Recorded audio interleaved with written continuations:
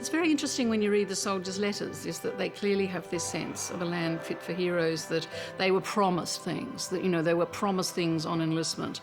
And so many of them would write in bitterness from the Mallee or wherever and say, is this what was promised us, that you would put a man out on the land and abandon him?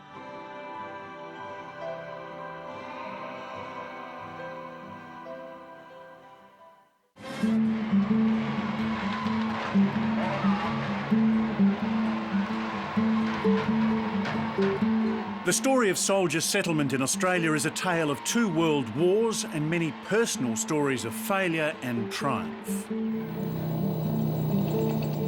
Peter McIntosh is the son of a soldier settler.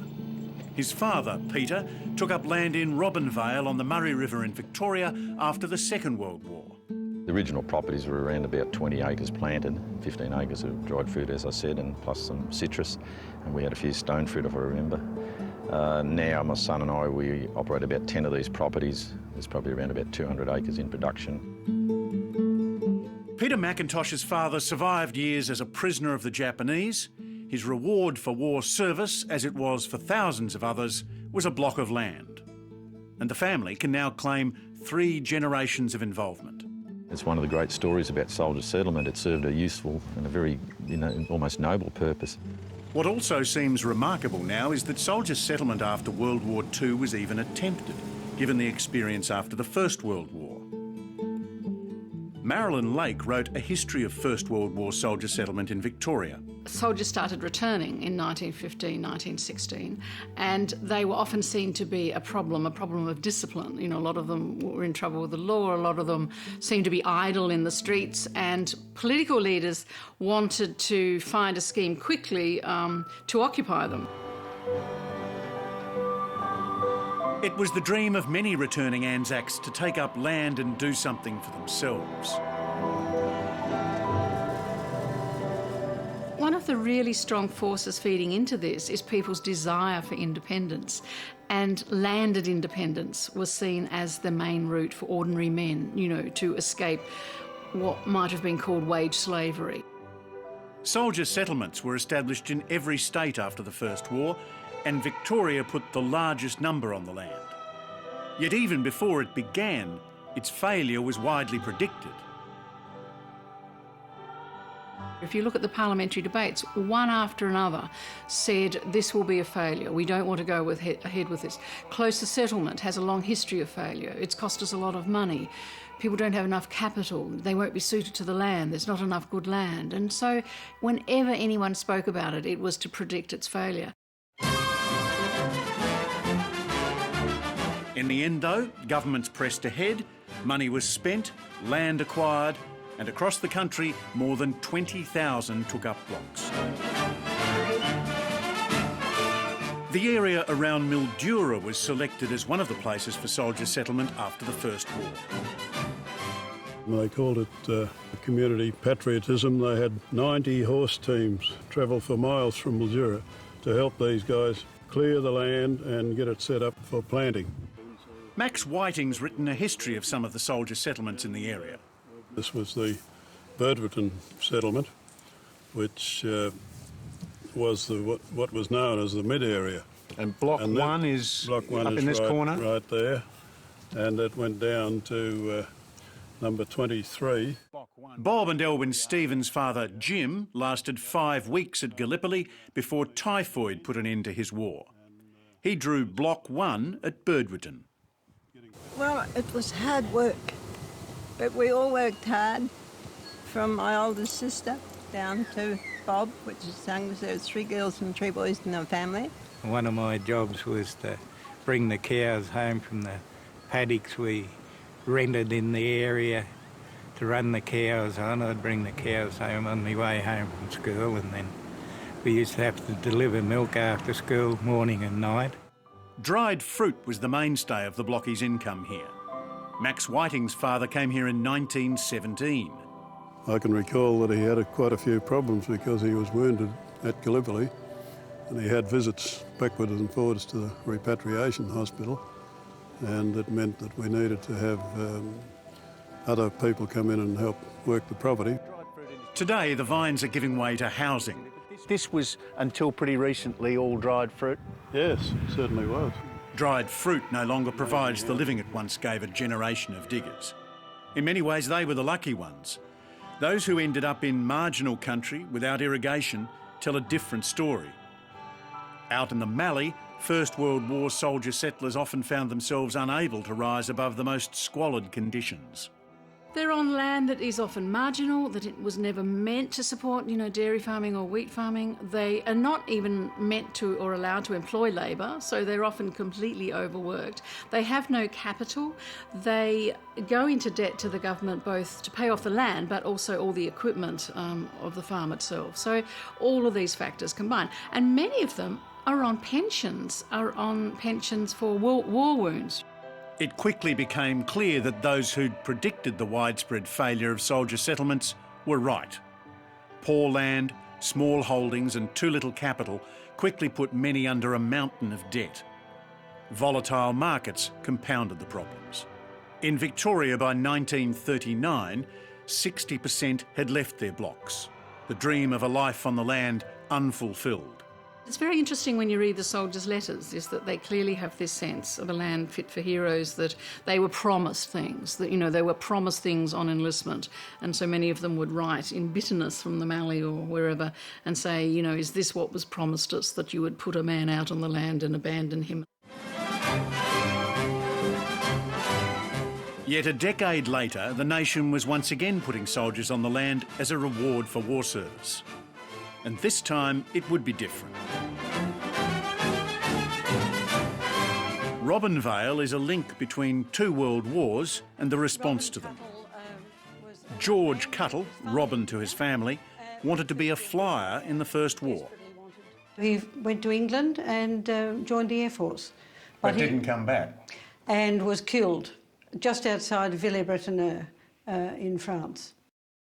Robinvale was named for him when his family subdivided land in 1924. But large-scale development didn't arrive until after World War II, when the town was chosen for soldier settlement. So this is at the time when people were discussing the idea of setting up the soldier settlement scheme here? Yes, they were on the back of Dad's truck. Around the time when George Robin Cuttle's niece, Jenny Cuttle, met the man she'd later marry, George Black, one of the first men to draw a block in the new development. The settlers who came down, mostly the women came down with their children, and they lived in tents, maybe on the river or just, somewhere around on the blocks, in very primitive conditions. A couple of families camped down on the river, and the first baby was born on the riverbank. Jack Forbes didn't get his Robinvale block until 1954. I arrived to see a complete bare paddock, which had been stubble. In other words, it had grown wheat prior to that. A fence around it and a tin shed, or tin hut to be precise. And no water, no electricity, no anything. By the early 60s, Robinvale was prospering, and the ABC's Landline equivalent of the day offered this snapshot. Each blockie, as the soldier settler is called, has 15 acres of vines for dried fruit production and 5 acres for citrus, fresh fruit or vegetables. Today, this packing shed handles 8,000 tonnes a year, most of which is for the export market. When we got notification that we'd been granted a property, we used to say we won Tats Lotto, because that's what it felt like. It was literally free. The repayments on the properties were very low, and they didn't start coming until we started to get a crop. Packing facilities are already available for a further 50,000 bushels of citrus. In 1997, they planted this grove of trees on the town's outskirts to mark 50 years since the project's inception. 246 trees, one for each block, marking a period when agriculture was treated very differently. As well as citrus and vegetable crops, the area also produces cotton, olives, stone fruits and timber. Back in my parents' days and their friends, we had protected markets for a great degree. We commonly sold most of our food into the UK. There's a whole heap of tariff arrangements and preferential treatments and so forth, which all protected that sort of family, small family unit farm. Just as after the First World War, government had to acquire private land to resettle servicemen and their families. Warwick Station in Western Victoria was established in the 1840s, and many of its original buildings still stand. And they're much as they were when the ABC was here 45 years ago to look at Warwick's role in soldier settlement. The church-like steeple still houses the bell that summoned the men for meals or conference with the boss. Nowadays, the 12,000 acres have become a number of smaller properties, and in about 1958, the Soldier Settlement Commission took over some 3,000 acres to create 6 new properties on which they settled soldiers returned from the Second World War. One of the settlers here is Mr. George Robbie. Good-looking fellow there, wasn't he? Well, first, George, you tell us how much land you have here and what it's like. 543 acres in the property I have, John.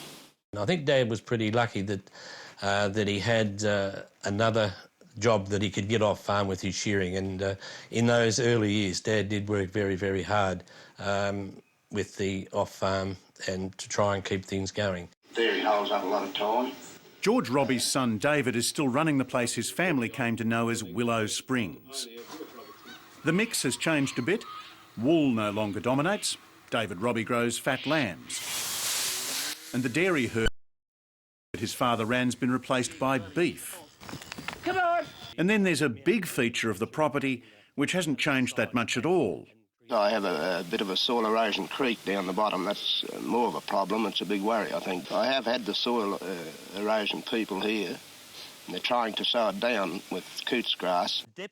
Only when you get down into the gully do you appreciate the enormity of the problem.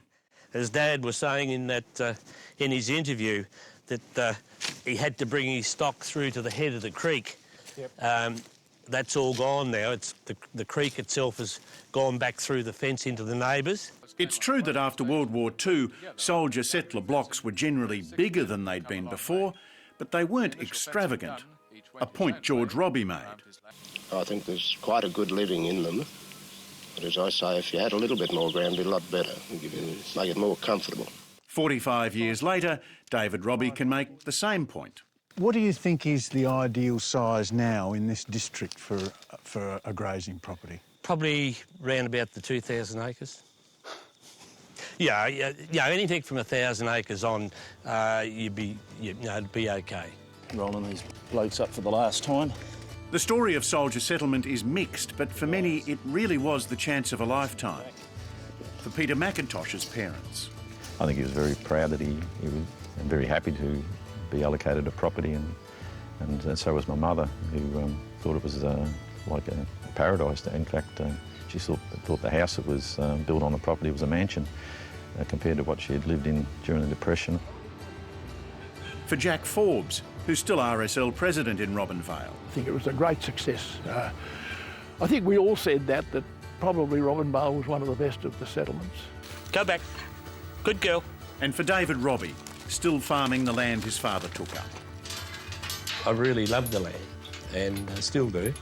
Otherwise I wouldn't be here today if I didn't like the land, and fortunately we have been able to make a go of it and survive.